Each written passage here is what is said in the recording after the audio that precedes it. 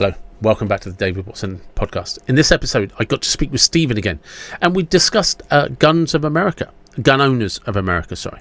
and the important work they do, and why the Bill of Rights is so important, and that right to bear arms, why it's important, and why Stephen, for one, is a massive advocate for the rights of American people. Hello, welcome back to the David Watson podcast. Thank you for coming back on. How are you? I've been doing superb. We just did our national conference for GOA in Knoxville, Tennessee, and we had thousands of people come to Knoxville, Tennessee, and had all the manufacturers there, and got a range day to be able to shoot full automatics, even with belt fed and suppressed and stuff like that. Lots of fun. Because that was one of the reasons I wanted to talk to you again, because obviously, as I said the first time we spoke, I'm fascinated like a little child when it comes to guns, because we're just not allowed them in the UK. And so when I get the opportunity to talk to, for want of a better term, I guess, a gun expert, I'm always going to jump at the opportunity. But could you explain a little bit, like you said, because you and I sort of try to connect with text messages and stuff, but you've been really, really busy these last few weeks. And what is the GOA, and what have you been doing with it? Well, so I work for Gun Owners of America. We are the ones that are fighting to keeping our rights. And we have an annual convention. And obviously, we've got a lot of connections with the manufacturers and stuff. And uh, so you guys wouldn't understand. We rent out the whole convention center. This year it was at Knoxville, Tennessee. And we had a range day so that we could go and shoot, and all the ammunition's paid for, and all the manufacturers show up with their stuff that you can shoot, even belt-fed machine guns and suppressed stuff, and it's just a great day of shooting and camaraderie and enjoying the shooting sports, and seeing what's new on the market, either for hunting or handguns for defense, or whatever you want to shoot and whatever you want to enjoy. And do you have preferences? Did you have like your favorite type? Like, do you prefer rifles over handguns, or is it they're both such kind of unique tools in their own way, it's hard to separate them? Well, rifles and handguns are two very different things, you know. Uh, Obviously, we have here in Texas, we have constitutional carry, meaning I can carry a gun just about anywhere I want, and be able to defend at the drop of a hat. When seconds count, police are only minutes away. Yeah. Even in England, when their problems arise, it takes a time for police to get there. And if you're not able to defend yourself, and it's inconvenient to carry a rifle with you, but I can carry a pistol on my side and cover it up. Nobody's the wiser. Nobody knows that I even have it. And if something happens, I can defend you and your family or my own at the drop of a hat. With a rifle, it's so much different. In the state of Texas, I could carry a rifle, an AR-15 even, down the streets legally. But I catch a lot of attention if I do. Yeah. So obviously a pistol is the preferred thing to have when you're just going about your daily business and whatever. So I carry a pistol. But if I was ever actually going into a battle like I did in Sutherland Springs, Texas, and I had a choice of a pistol or a rifle, I actually chose a rifle and was able to get into the fight with my rifle. I actually have that very rifle here in a case if you would like to see it. I'd love to see it. Yeah, I It's definitely would love to see it. You can okay. give. You will have to give me a moment.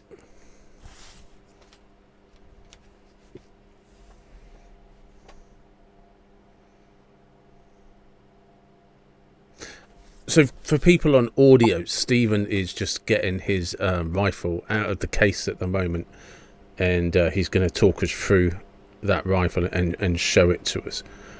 And oh yeah, that's a rifle. So I actually used this gun to protect my community with, and as you can see, I still have the police tag still on it. I haven't fired it since the day that I used it to protect my community with it. So it's still just as it was then. And I took it to our annual convention goals with me, uh, and actually showed it at goals for people to see. Yeah, this is it. This is the rifle I ran across the street. I was barefoot, has police tags and stuff on it, So and I will probably never fire this one again. It's a part of my history. what rifle is that? Because I don't know a Well, rifle from my elbow. I built it, so it's really my own creation. Oh wow. It's an AR, it's an AR-15 style gun, and I used a Spikes tactical lower receiver, and in the United States, that's the piece of it that carries the serial number. So it is essentially the rifle is the bottom receiver.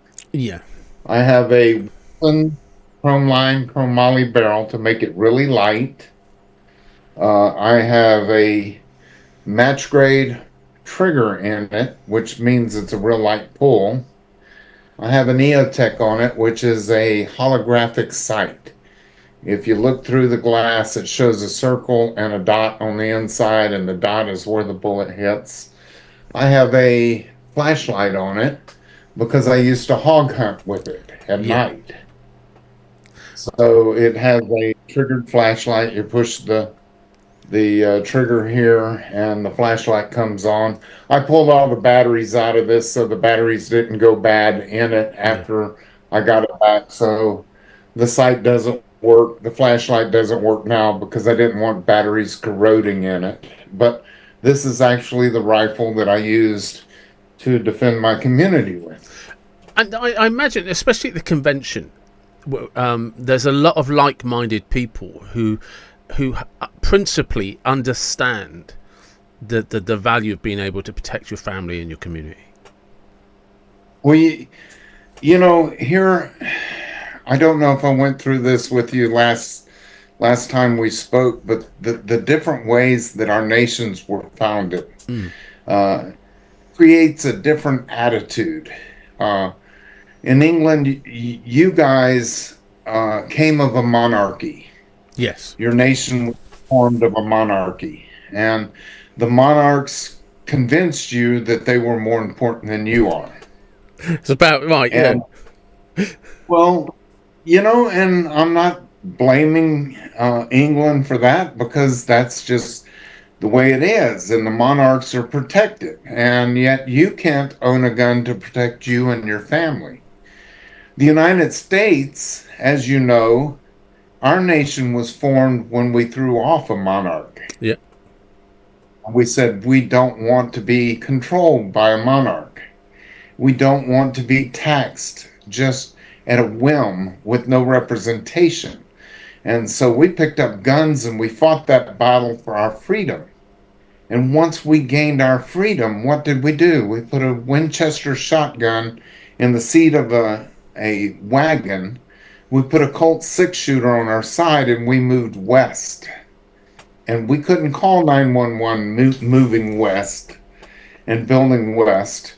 We used our own guns to protect ourselves from criminals along the way, or Indians, if you would, and we created a self-reliance, and it's an attitude that America is really unique with. Uh, our government works for us. We don't work for our government. We don't serve under a monarchy. The people we elect them to serve us. They work for us. And, someone came and visited me once from actually England, and he said, I can't believe they let you own these guns. I said, it's not about them letting me. We allow them to serve us. We elect them, and we can get rid of them in a whim if we so choose. And they work for us. It's a different attitude.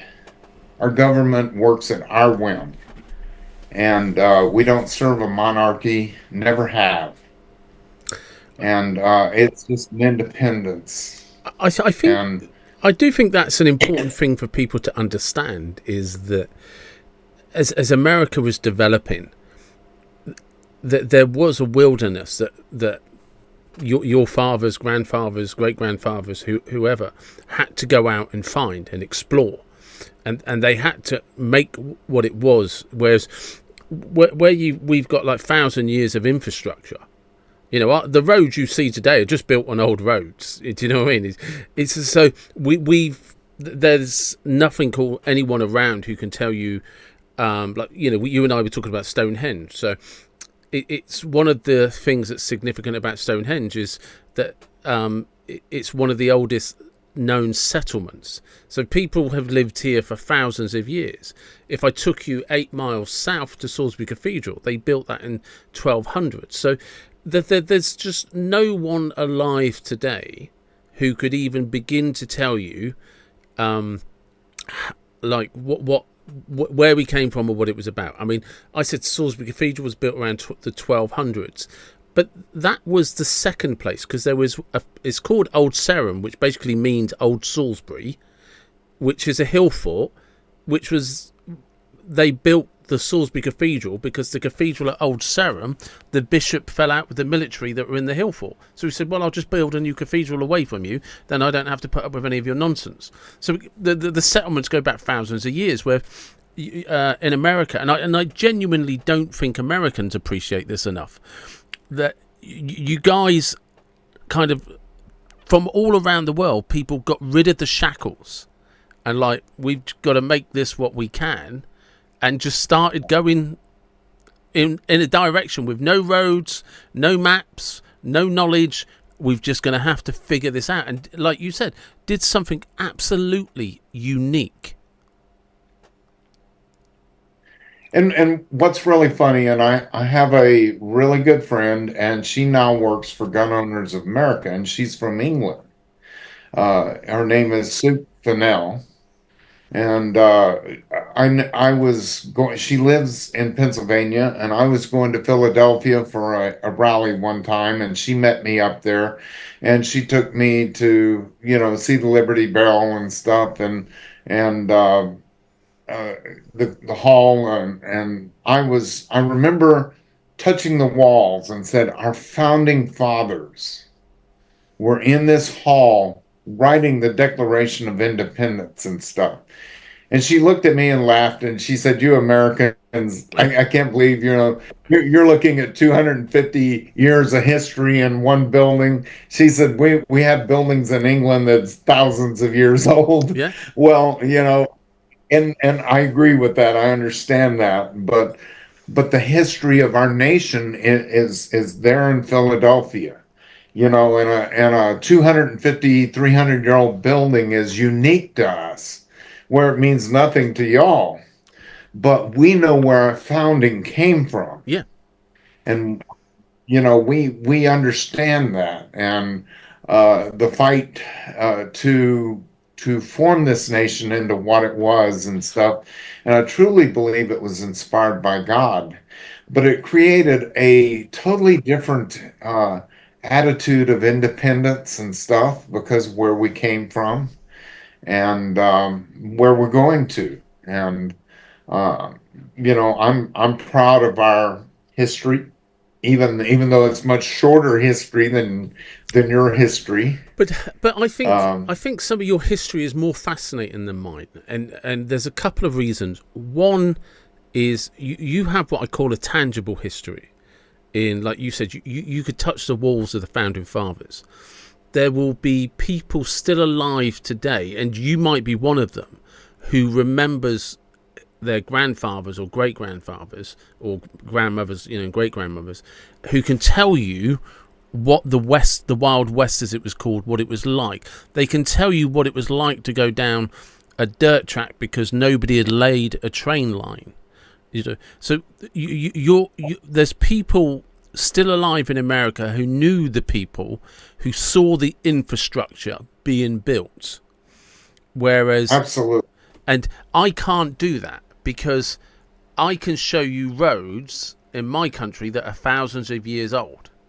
And while, don't get me wrong, that is a fascinating history, but who can I talk to about it? Because I can't speak to somebody who can tell me my father did this, my mother did this, my grandmother.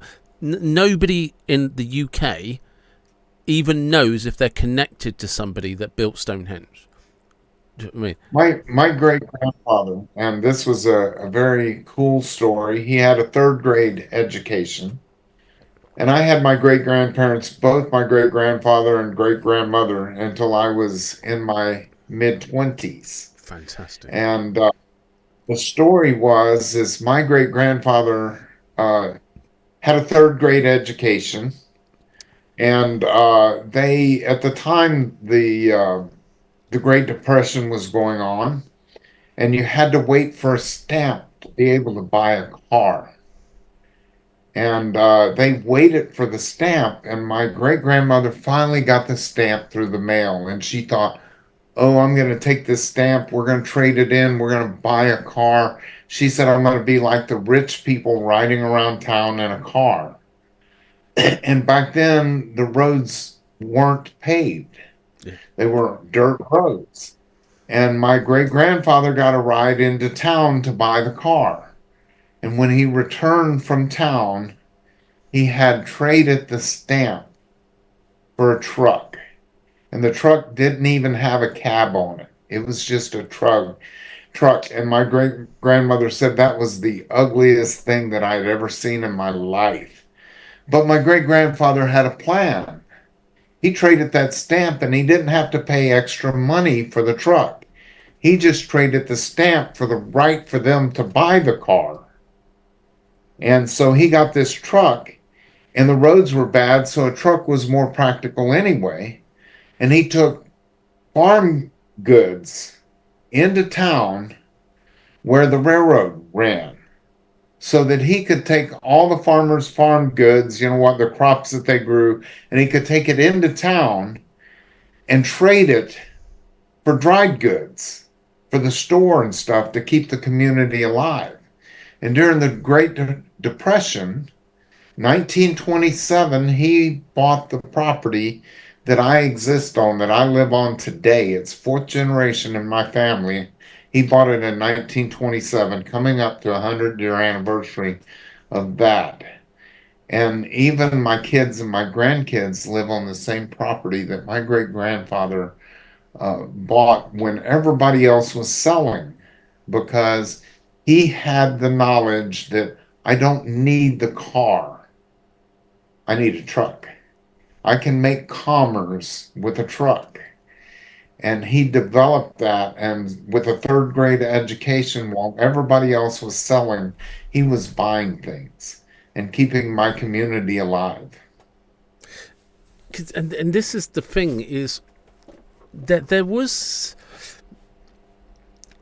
something about America, because of the unique way in which it developed, is it created an independence. Its very DNA was about your grandfather. If you want to do well in this world, you need to figure something out. If you want to get by, if you want to survive, and your great grandfather did something that your grandchildren are benefiting from today. And generational wealth. Yeah, but it came from nothing. Do you know what I mean? And I'm not, it always sometimes sounds like I'm trying to sort of talk down my own country, and I'm not. It's just like you say, because everything here has been here for centuries. For centuries, nobody has contributed to it. We've just built on top of things that already existed. Whereas your great grandfather and the people around him, those generations, they were the ones laying the foundation stones to everything that America has today, and it's still tangible. It's still in your history. It's. I don't think people in America, especially America, actually appreciate it enough. Yeah. I don't get me wrong. I love England and the history and stuff, but I will always be American. I will always, and even bigger than that, I'm a Texan. I'm a Texan first. I live in Texas.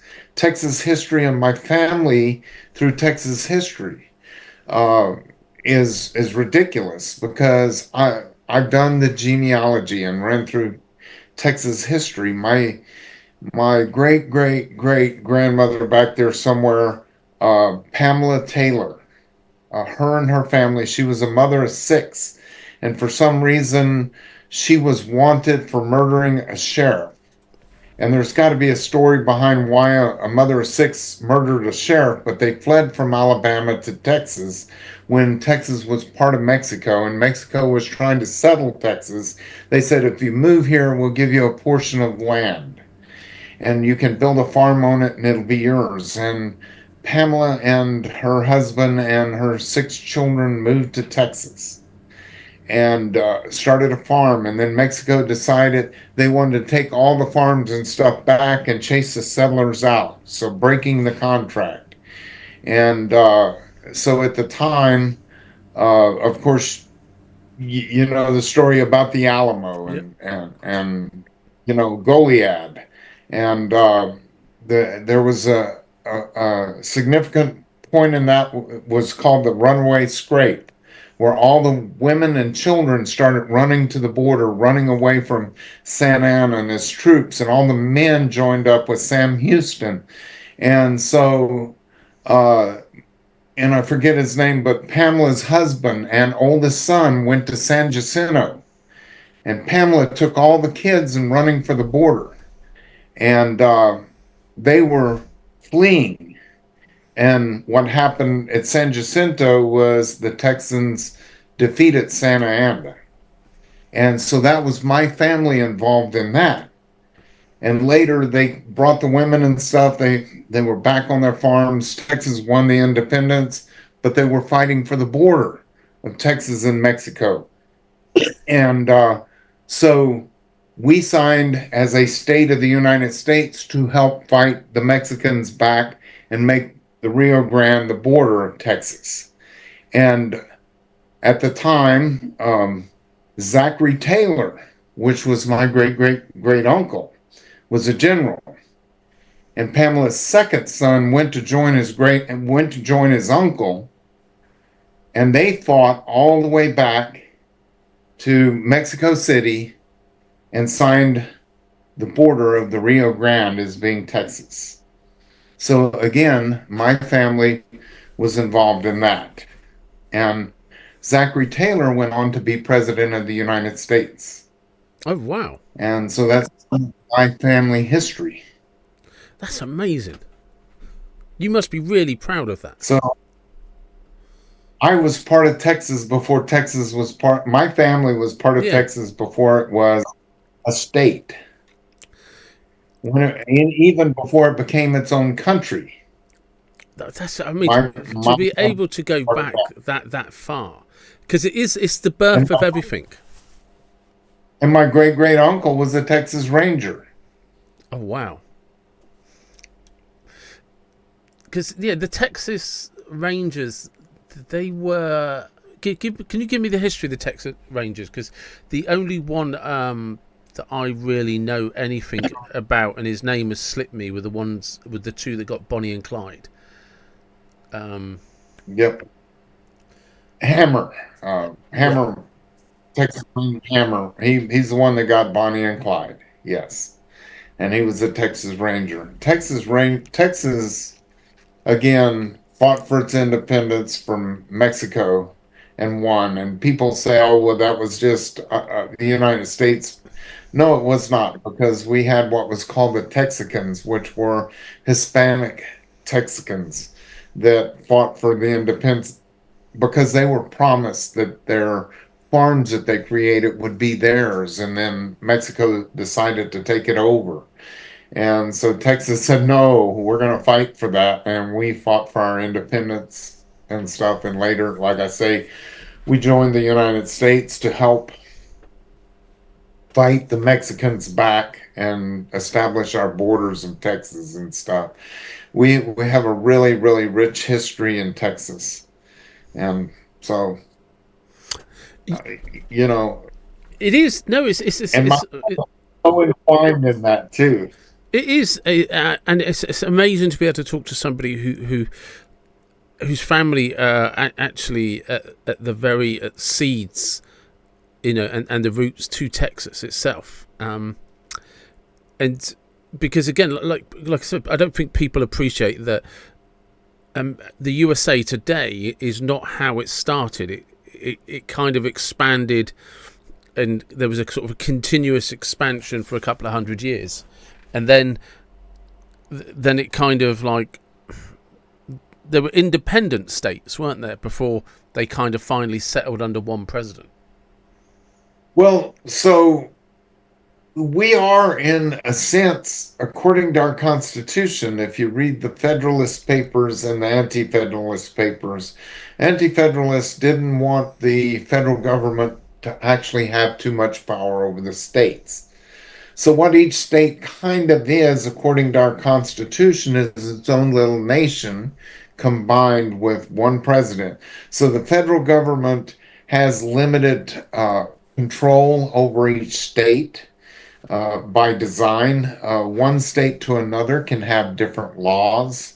Only the federal government has the Interstate Commerce Clause, meaning trade between one state or the other. The federal government will regulate that.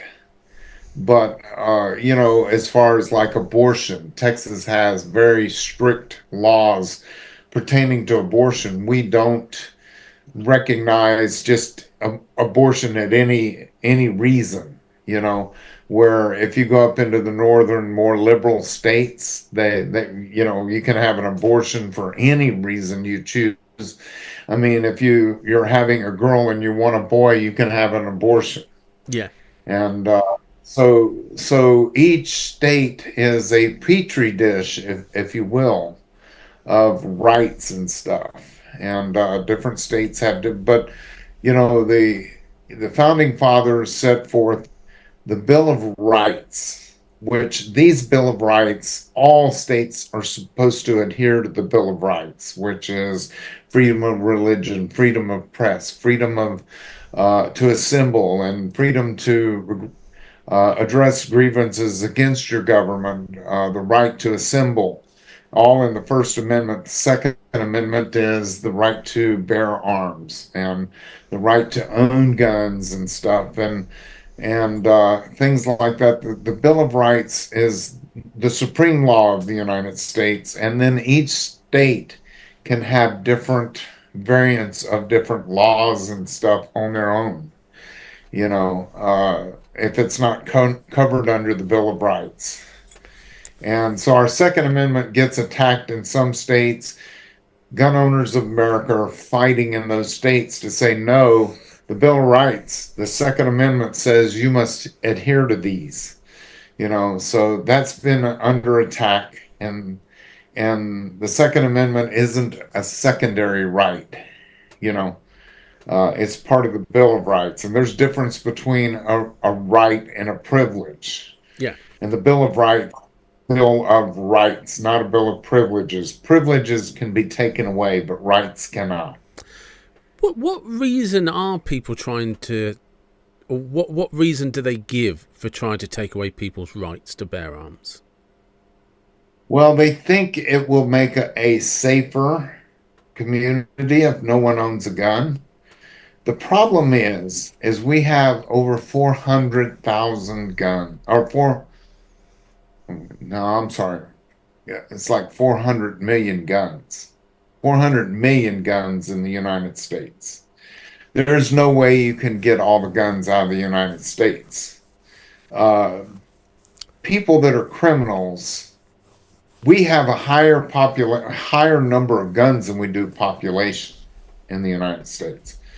Criminals defined as a criminal because he doesn't care about your laws. Mm. So if you take the guns out of law-abiding citizens' hands, the criminals will still have them. No matter how much England likes to think that they don't have gun crimes, y'all do have crimes committed by people with guns. I think England And has the highest knife rate crime in Europe. has the highest what? Knife crime in Europe. Yeah. So Yes, and that's it, And so if you look at it this way, I'm an older man now, and I will freely admit I'm not the man I used to be. And if you're stronger and more powerful and you have a knife and I have a knife, you'll likely win. But I'm really good with a gun. And it's the great equalizer. Mm. I don't care how big and how strong you are. You probably aren't going to win that battle against me because I'm very good with my gun. There's a saying here in the United States, God created the big man, God created the little man, and Samuel Colt made them all equal. Yeah. Because one thing that's interesting is it's illegal in the UK to carry a knife. You're not allowed to carry one anymore. Right? Yeah. But we have the highest knife crime in the Europe. Yep. If you carried that if you were stopped by a police officer in the UK, you'd be arrested for that. Well, I carry a knife everywhere I go. Well, people did. People used to carry them all the time, but we used to call them pen knives, and they were just a handy knife to have in your pocket, sort of thing. You can't see, but I've got one up there. I think I've got one in my drawer because it used to be one of those things that people passed down to their kids. Like somebody would have his granddad's old pocket knife, but you're not allowed them anymore. And their argument is because knife crime, but every time they've made the laws even stricter, knife crime just keeps going up because, like as you were saying, criminals are not the ones going to be following the law. Yep. So in one of these safes right here, I have my great-great-grandfather's shotgun. As a matter of fact, the Winchester shotgun that he had in the seat to his wagon when he actually worked for the Teamsters, the original Teamsters, pulling stuff across the United States. His very shotgun is in one of these safes. Wow. You say knives handed down from. I have a shotgun that was in the seat of a wagon. As my great-great-great-grandfather back there moved across the West with a team of horses. That's so, because I know we see films, but about that and the exploring and the early pioneers going out there. But to again, like I said, so that kind of brings me back to the Stonehenge thing. See, I can't give you or tell you anything about Stonehenge, whereas you've got a shotgun from a man who was one of the early pioneers, who rode the wagon, and the shotgun would have been there for hunting, for protection. It had lots of reasons, but this was somebody that set the trails for people to follow. And I hold that shotgun and I wonder if it ever was used to fend off Indians or to fend off bandits along the roads and stuff. And it very likely was at some point. Yeah, because it was, like I said, it was a lawless time. And not lawless, not just because there was no police, but it was lawless because it wasn't a country. It was still being developed. People were still arguing about who it belongs to, how it should be governed, and you had to, like I said, you couldn't ring 911. You couldn't. You had to figure that out, and a very different attitude of people. Absolutely. So you were moving west into the great unknown, not knowing what the land looked like, where you were going necessarily, and you were moving across to find a place to homestead so that you could build a cabin, start a farm, and live on your own. Because this is the thing as well. There's all of the people that emigrated to America were either escaping oppression or escaping poverty. Generally, there'd be the odd exception, but most people who were fleeing Europe in one way or the other were escaping something. And these people landed in America, and like you said, your great grandparents, they basically said, "Hey, here's a contract. You come down here, develop a farm. We'll give you the land for free." But you've got to take care. So people suddenly had ownership. People suddenly had opportunity. People suddenly had something to fight for, because it wasn't going to get. It's just like, in theory, it's not going to be taken off you. I mean, obviously, because people tried to take it, it caused problems. But it wasn't like if you left anywhere in Europe, it would have been owned by some lord, some lady, someone from the monarchy, and you would have just been employed to work for them. Whereas here, you've got actual ownership of your future. Absolutely. And it is what you make of it. Yeah. If you're lazy and don't make anything of it, it gets taken from you. If you put heart, soul, blood, tears into it, make it what it is. You know, all three of my children, all three of their spouses built homes on my 200 acres. And now I have nine grandchildren. The oldest is seven, living all on the property that I was fourth generation on, that my great grandfather worked for. And I grew up on a dairy. I tease and I say, I squeezed more tits by the time I was eight than you will all your life. And someone crazy, and I say, look, I grew up on a dairy. If your mind went anywhere other than that, that's on you. It's because that must have been an amazing way to grow up on 200 acres of land. It was a lot of work.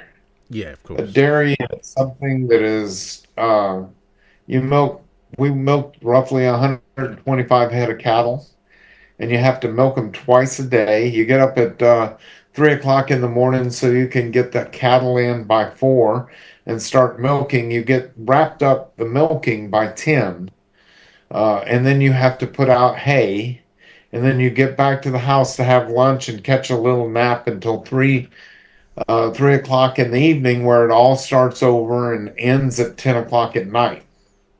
And that's every day, every day, every day. No, 7 days a week, no days off. And it was a hard life. And like I say, at age 8, at age 5, I was driving an old Jeep Willis to get the cattle in for my father. He taught me how to drive, and I'd have to hop off the seat to push the clutch in and push the gear shift all the way against the dash, and then I'd hop back on the seat, and it was low enough geared so it'd start rolling. And when I got to certain RPMs, I'd hop back on the clutch, pull it down into second, and I thought I was a big boy Yeah. learning to drive at 5 years old. Well, it was child labor. He would send me out and get the cattle in so he could get a little extra sleep in the morning or whatever. But I saw it as a privilege, raised on a dairy, that I had a lot of privileges a lot of city kids didn't have. I learned a lot of responsibility at a very young age, and I learned how to work, and I learned how to be part of a family. And it was, again, that responsibility at a young age. And I think we're losing a lot of that nowadays, because you can't work a child like that according to laws and stuff. And it's like, that's part of being a family, Yeah. you know, and learning the responsibility and learning, you know, what it takes to be on a farm. Uh, we've gotten so lazy that when we try to stop immigration coming over the Mexican border and say, well, who's going to pick our fruit? I picked watermelons. I hauled watermelons. I dug sweet potatoes. I hauled hay. I played football, and that was my summer training is working in the fields, watermelons and hauling hay and doing things like that to keep me in good shape for football during the, and that's another big American pastime is football.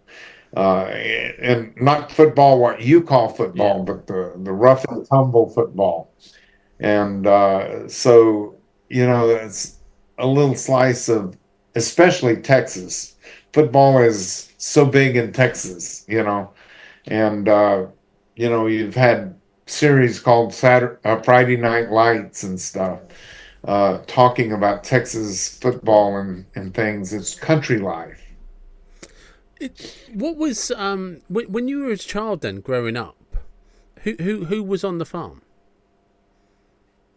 Who was on the farm? Yeah, yeah. So when you was a child growing up, because you were saying that you've got your 3 children, and did you say 9 grandchildren? I have nine Yeah. grandchildren now. So there's 3 children, 9 grandchildren, all on the 200 acres. So who was there when you were a child? My great grandfather helped with the farm. My father ran the dairy. My grandparents helped some. My grandfather was a problem.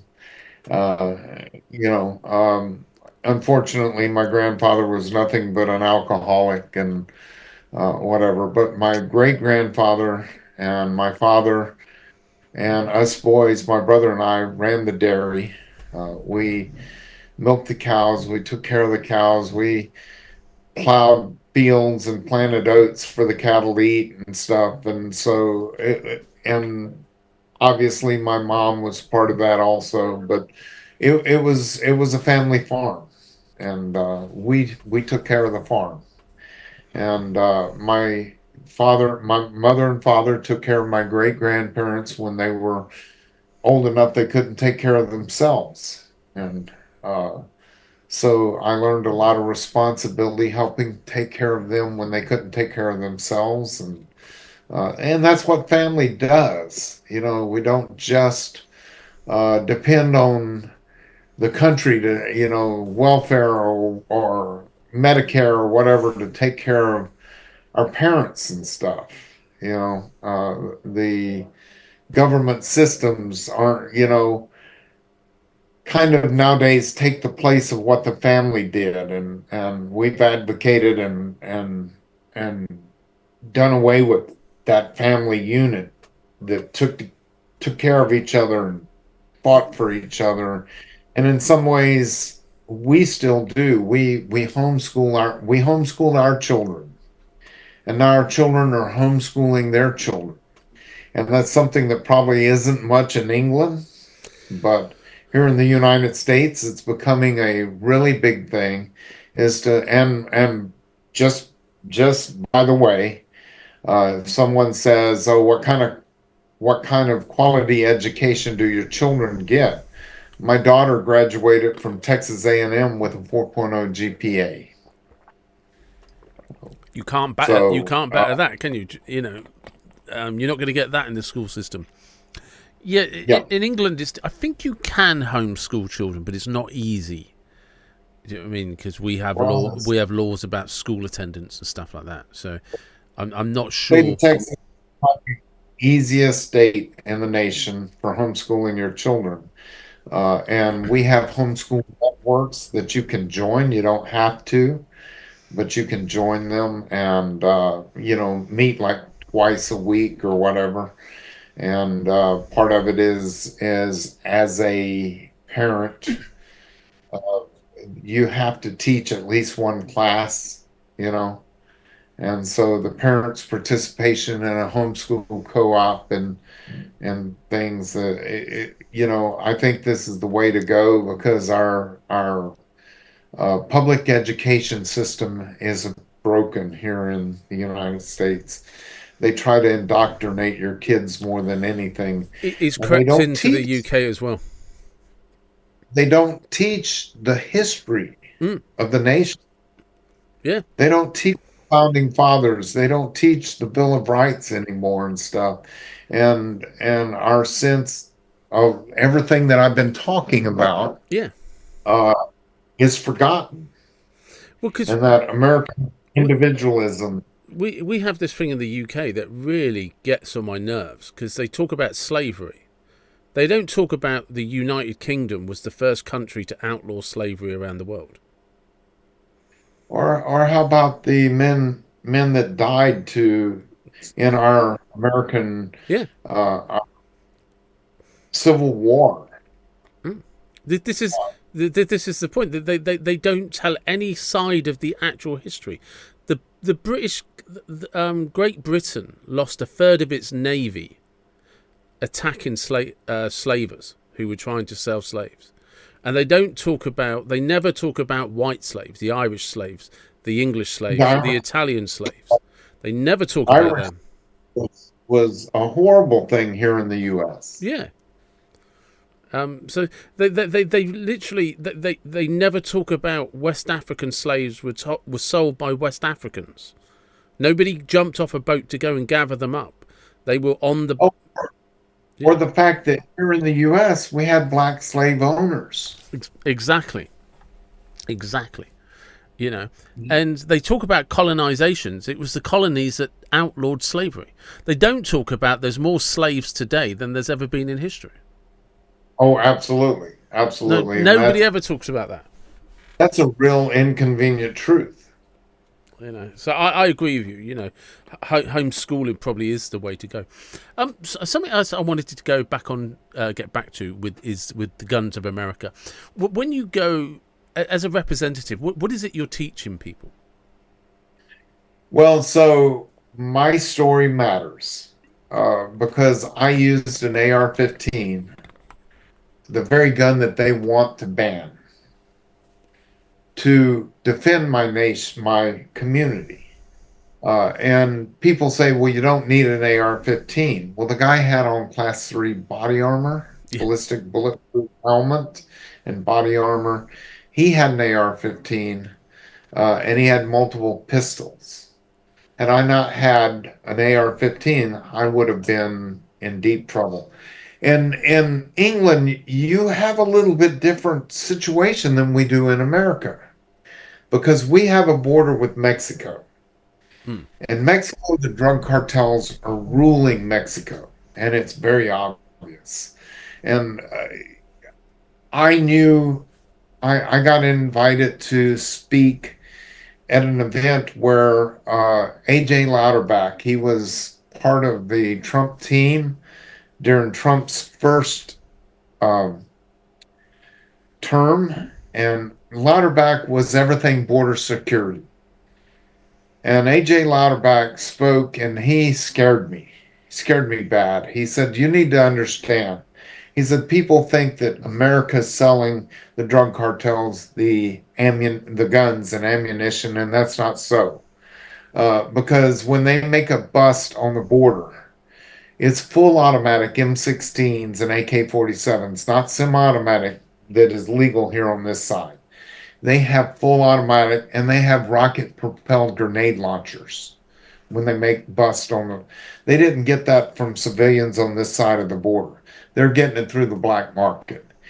And he said the drug cartels have a $500 billion budget. Now let that sink in for a Yeah, minute. yeah, Billion. The U.S.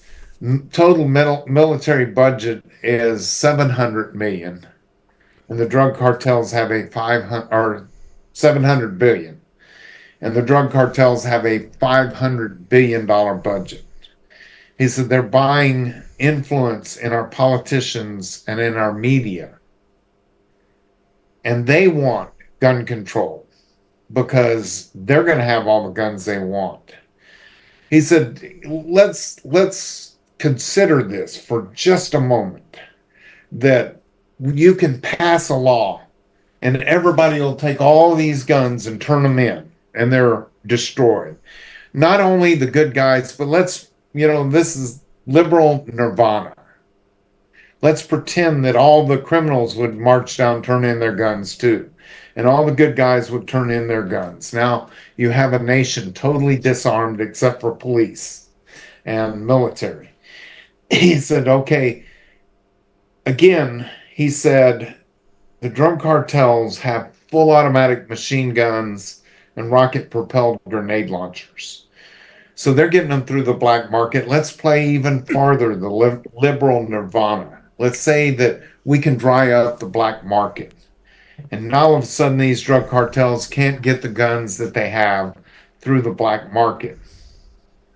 They have a $500 billion budget. And the communities around the drug cartels, they love the drug cartels because drug cartels create commerce for them, create jobs for them. A drug cartel could come and spend $2 billion on the greatest gun manufacturing plant this world has ever seen on that side of the border. Out of $500 billion budget, $2 billion isn't that much for them. No, nice. They build a gun manufacturer. They're manufacturing their own guns with no regulations. And now the only people that have guns are the ones they choose to let have guns.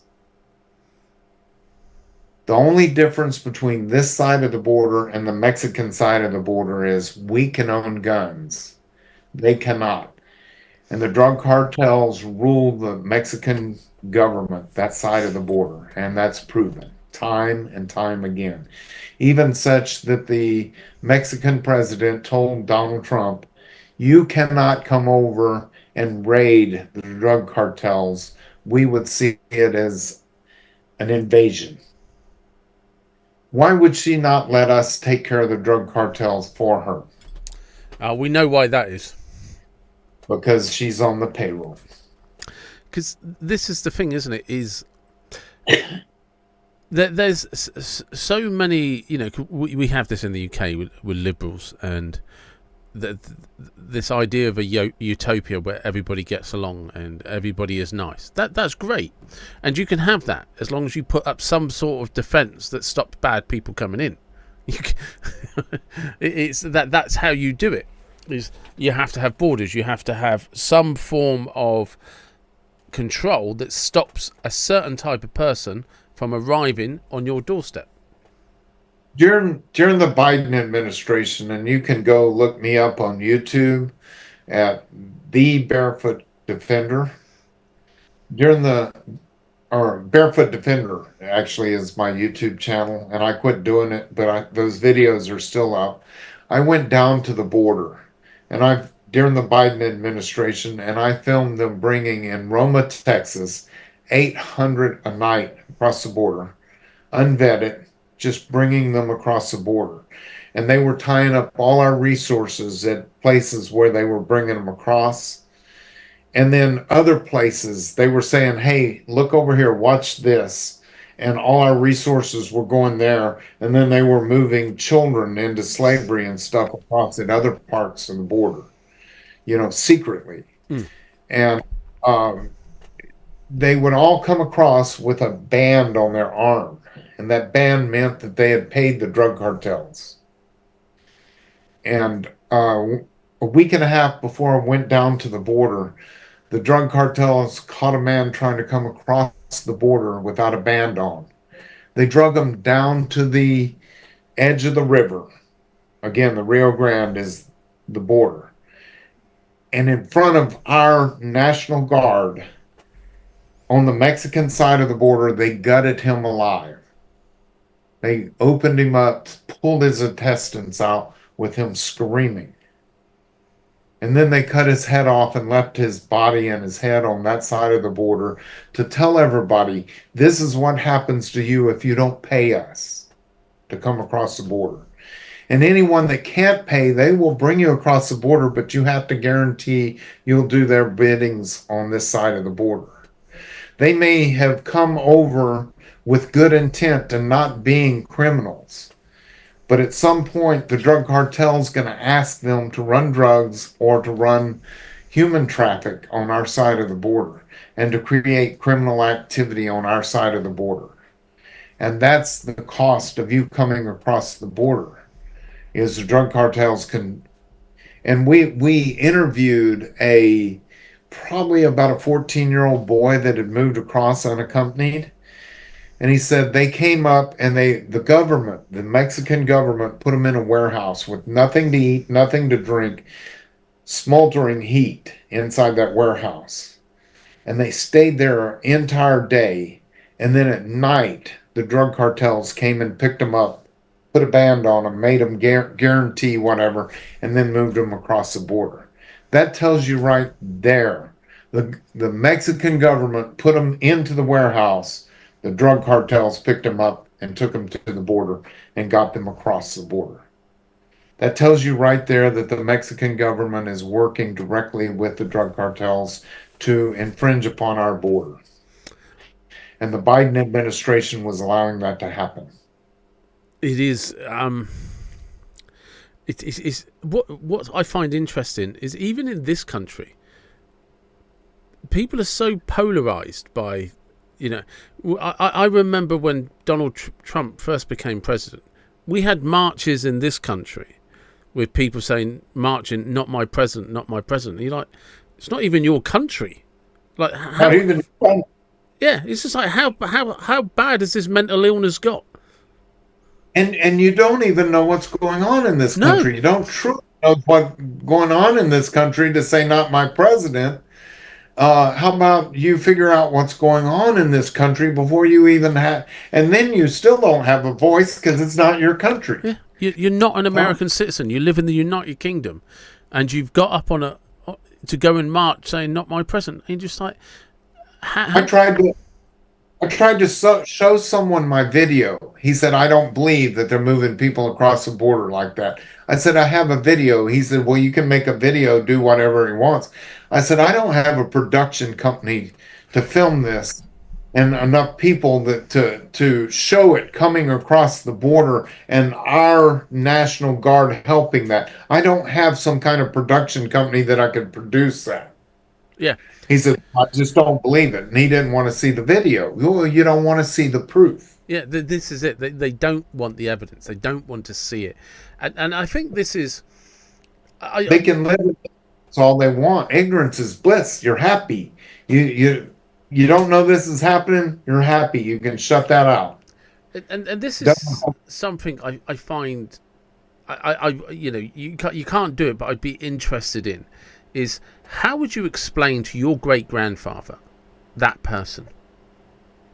Because everything about, and I think this is why I'm so fascinated with people like your great grandfather, people like my grandfather who was born in Ireland and stuff. The only thing they had was reality. There was Yes. nothing in between. Nobody cared about your feelings. Nobody cared about your opinions. You had your reality. And you had to get up every day and figure out how you were putting food on the table and how you were keeping that roof over your head. So I could not imagine talking to my grandfather, trying to explain to him there are people walking down London protesting, saying, not my president. He just, I couldn't imagine the expression on his face. Well, the difference is the United States basically protested and said, "Not my king." Yeah.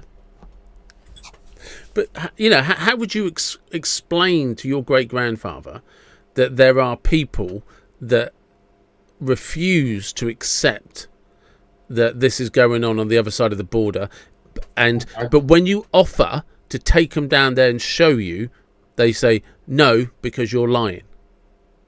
Yeah, yeah. I offer the evidence, and no one wants to see the evidence. Yeah, it is. I'm just conscious of the time because we've been talking for a while now. I just want to finish. What is the message from Guns of America for people who are listening? Well, the gun owners of America are for our freedom. We are to fight for our Second Amendment. I recently met at Goals, our national convention. I recently met a young lady that's here on a work visa from Australia. And she said it's her lot now to fight for gun rights in Australia from America. And she videoed herself shooting chain fed machine guns and stuff over here and putting that on a YouTube channel so that everybody back home in Australia can see what it's like to be a free nation, you know. And I told her, I said, get me there. Get me there to speak to your parliament. Get me to Australia. I'll help you fight for your rights there. Gun owners of America are focused solely on fighting for our rights here in America to keep. And we're actually taking some of our rights back. As you may have seen in the big, beautiful bill that we just passed, what Trump called the big, bill, beautiful bill, we have now taken suppressors, the tax on suppressors out. We took the tax on short barreled rifles out. And in 1934, they passed the NFA Act. And the NFA Act was unconstitutional in 1934, and we believe that to be the case. And in 1934, they recognized that if it was a regulation, then it would be against the Constitution. So they made it into a tax. And now we've taken the tax out. That means it's a regulation. And now gun owners of America are fighting to get it totally taken off the NFA Act because it's no longer a tax and now it has to be a regulation. Uh, and I know you don't know a whole lot about our history, but in 1934, what was happening is the gangs in New York with Al Capone. You've heard of Al Yep. Capone, and he had Tommy guns, Thompson machine guns, and so the St. Valentine's Day massacre happened, and it was one gang against another, and the American government created his power anyway through prohibition, banning alcohol sales and stuff, and the rise of all these um, gangs and stuff, crime syndicates, because they were selling alcohol when the government decided to make alcohol illegal. So they were trying to get Al Capone, and they couldn't ever get any evidence against him. So they passed in 1934 the NFA Act, National Firearms Act, which made it where any full automatic machine guns like a Tommy gun or any short barreled rifles, which a Tommy gun was a 10.5 inch barrel, they said it has to be 16 inches or longer to be considered a rifle. So, and any suppressed, they added a $200 per item tax to, meaning you could own these, but you had to pay a $200 tax. They said banning them would be against the Second Amendment, so we're just going to tax them. And back in 1934, the tax was equivalent to $4,700 Wow. nowadays. So every Tommy gun that Al Capone owned, every short-barreled Tommy gun that he owned, every short-barreled shotgun, all of a sudden got taxed to what would be almost $5,000 in today's money. And so Al Capone didn't pay them. And what do you know about Al Capone? Everybody knows how they finally got him. Yeah. They got him on tax evasion. Mm. People don't realize the tax he evaded was the tax they made up just to catch Al Capone, I didn't know that. the stamp tax that Ah. he refused to pay for each one of his guns. It was unconstitutional to enact that. And so they enacted the NFA just to get one man off the streets. And you don't infringe upon our rights just to get one man off the streets. No. Defending Al Capone by any means. He was a gangster. He was a thug. He needed to go down. But they hated him so badly, they saddled the whole nation with an unconstitutional um, act. And then they got him on that, and he had syphilis, and they refused to treat him while he was in prison. until it took his mind and he was dying of syphilis, and then they let him go back to his family, Yeah. which would be cruel and unusual punishment for today's standards. Yeah, but they didn't care so much back then. If you were in prison, tough. Let him essentially die of syphilis in prison because they hated him so badly. They saddled the whole United States with an unconstitutional act. And GOA, Gun Owners of America, we are fighting those unconstitutional acts and stuff and the infringements that they keep putting on our gun rights. And we are now taking them back. We're taking our freedoms back. People 10 years ago would say this would never happen, but it is happening. And Gun Owners of America sends me from state to state to speak on state capitals. I've also spoken at the United States Capitol on the Senate and on the House and fought for our rights because my story matters. They want to ban these guns, these ARs and AKs and semi-automatic guns that we own. They want to ban them and confiscate them, and it's unconstitutional. And it's the very kind of gun that I used. I tell people, interesting statistic here in the United States. They want to ban AR-15s and AK-47s, which are rifles. FBI stats say more people are beat to death in the United States with hammers than rifles in general. All total, all kinds of rifles. The death caused in rifles are smaller than people beat to death with hammers. But I don't see them calling for hammers to be made illegal. And this. A rifle is just a tool, and it's inanimate, and it will not kill you if it sits on the wall forever, like behind me. It will not kill you on its own. It's a tool. A hammer can be used to make a beautiful mansion in gifted hands. And then a hammer can be used by someone evil to beat someone to death with. And the same thing with an AR-15. In gifted hands, it can save lives. And in demented hands, it can take lives. It's inanimate. It's a problem of the heart, not a problem of the equipment. It's a problem of the heart. And we need to get back to the root of why we have criminals that do these things.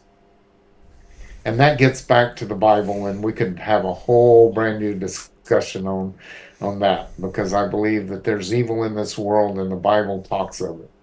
Yeah, I completely agree. I mean, I think one of the things that is missing from today is we're not teaching the lessons from the Bible. Absolutely.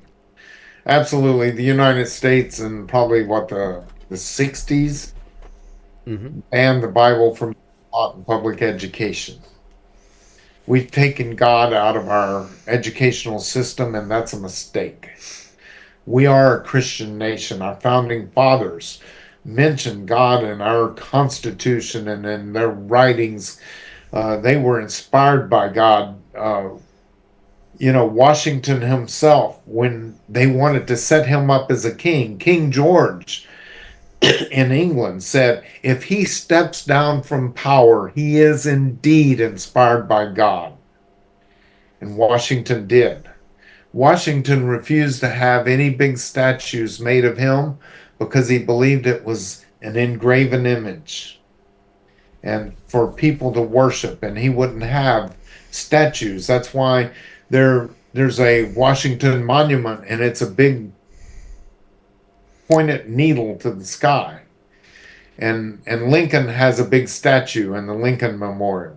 But Washington refused to have big statues made of him because and when the British were riding down, and he lost his first 3 battles with England, the British were riding down on him hard. And Washington wrote in his memoirs, he said, because the British are riding down on me so hard, I can no longer spend an hour beside my cot praying to God. He said, now I must spend 2 hours praying before I walk out of my tent. This is definitely something taken on that take of Washington, where when we focus on what the Bible teaches us, there's a modesty and a humility, but beyond that, it's our service to our community, how we're leading the way in, and the message we're trying to tell those people around us. I think the worst thing that happened to this country was the welfare system. And what happened when they created the welfare system is it created, so before the welfare system, who took care of the poor? Who took care of the sick? The churches did. Yeah. And it created a joyful giver. So when I gave to the church, I was joyful. I was helping my community. And it created a thankful receiver. Someone that received those blessings knew it came from a church, their community, the people that cared. And now big government steps in, and now we're worshiping at the altar of the little g, which is government, instead of the big G, which is God. Now we begrudgingly give our tax money to the little g, the government. And what we're doing when we do, we begrudgingly do it because we know it is wasted. Out of every dollar we give, 90 cents of it is wasted in a bureaucracy, and it doesn't get to the people that it counts to in the amount that we gave it. So we hate as taxpayers to pay that tax to poor people that receive very little of it. And the poor people, instead of understanding that it came from God, it came from the government, so they have an attitude of they deserve it. And they're mad because they don't get enough. It breeds entitlement. Unthankful receivers, unhappy givers. And this is the fall of everything, I believe. No, I agree. I had a gentleman on here, it may have been last year. He was the bishop, or he is the Bishop of Ramsbury. And one of the things, I'd met him at a civic meeting about the history of Salisbury, and he made a joke in his talk about how in his family, him and his wife, they were either clergy Republicans, but in the UK, a Republican is somebody that owns a pub or an inn. So they were either innkeepers, farmers, or they belonged to the church. And when I was talking to him on the podcast, I said to him, one of the things that stood out for me about when he said that, because if you look at the beginning of every community up and down the United Kingdom, it had some form of farm, some form of inn where people could go to be safe, and it had a church where people would go for spiritual needs. And those three things started every single community that became a town, that became a city across the United Kingdom and Europe. And if you look at America, for every farm, what shortly followed, for a community to expand, was a church. Absolutely. It was the heart of every community. I tell people Sutherland Springs on November 5th, 2017, Satan attacked the heart of our community. That Baptist church was the one church that was the heart and soul of Sutherland Springs. And he killed 26 people out of the 49 people that were there. He wounded 20 others. It was a direct attack on the heart of my community. That's you hit the nail on the head. The church is the heart of every small community. It is the beginning, the first thing that's built here in the United States, even way back when they were going west, when they finally found a place where they settled, the first thing they built was a church. Yep. Because Everybody And those knows. stand today.